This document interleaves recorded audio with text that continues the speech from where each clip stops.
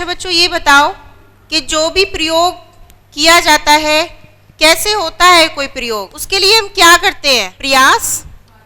प्रयास किया जाता है। कुछ कार्य ऐसे होते हैं जो हमें अचानक से उनका समाधान नहीं मिलता, बल्कि हमें उसके लिए कुछ सूझ का प्रयोग करना पड़ता है।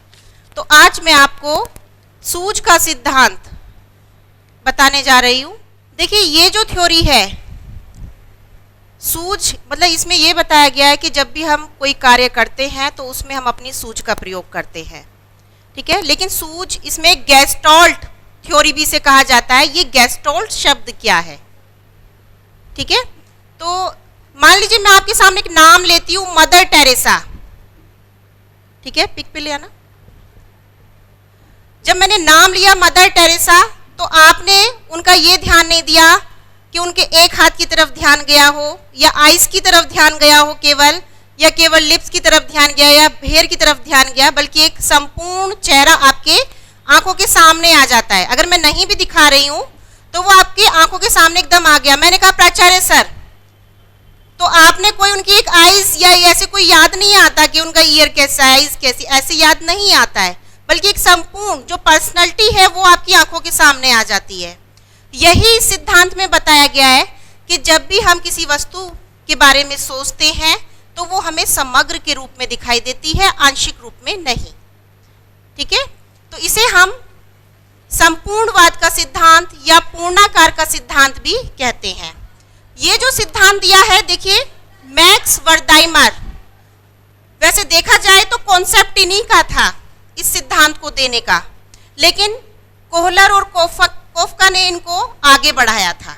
लेकिन मेन थ्योरी जो इस पे सबसे ज्यादा प्रयास किया है वो है कोहलर, तो इसीलिए इसको कहा भी जाता है कोहलर का सिद्धांत, सूझ का सिद्धांत। सबसे पहले मैं बताती हूँ, देखो जो होता क्या है, जैसे बाल विकास का जो पेपर है या साइकोलॉजी में हम क्या करते हैं कि जब किसी सिद्धांत के बारे में बताते हैं तो किसी एनिमल के ऊपर एक्सपेरिमेंट किया जाता है, और उसमें भी वो एनिमल थोड़ा भूखा रखना पड़ता है एक्सपेरिमेंट करने के लिए।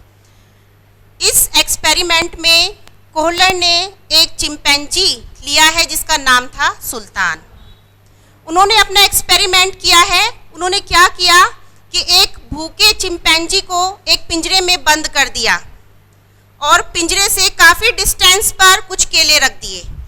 अब क्योंकि भूखा था तो वो छटपटाएगा उसको पाने के लिए, किसी तरह से केले मुझे मिल जाएं। उसके जो बॉक्स था उसमें उसे एक रोड दिखाई दी। उसने उस रोड को अपनी सूझ का प्रयोग किया।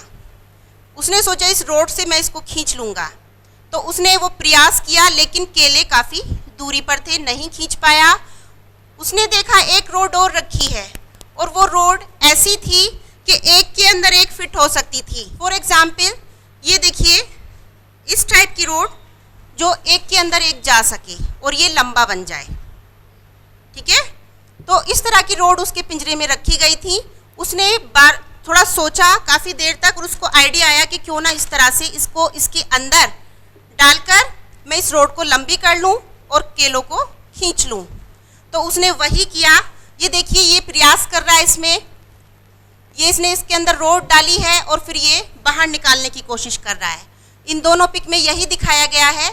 इन दोनों पिक में इसको रोड को अंदर घुसा रहा है और इसमें बाहर डालकर इसने केले प्राप्त करने की कोशिश की है। वही दिखाया इसमें कि किस तरह से उसने इसमें डाला था।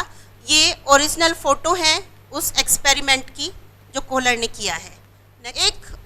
आगे इसमें और भी प्रयास किया गया, जैसे 2 रोड उसने जोड़ी, तब उसे केले प्राप्त हुए, और डिस्टेंस पे रख दिया गया, और 3 रोड रख दी गई। तो उसने काफ़ी देर सोचने के बाद उसको आइडिया आया कि हाँ, ये तीनों रोड आपस में जुड़ सकती हैं और केले खींचे जा सकते हैं।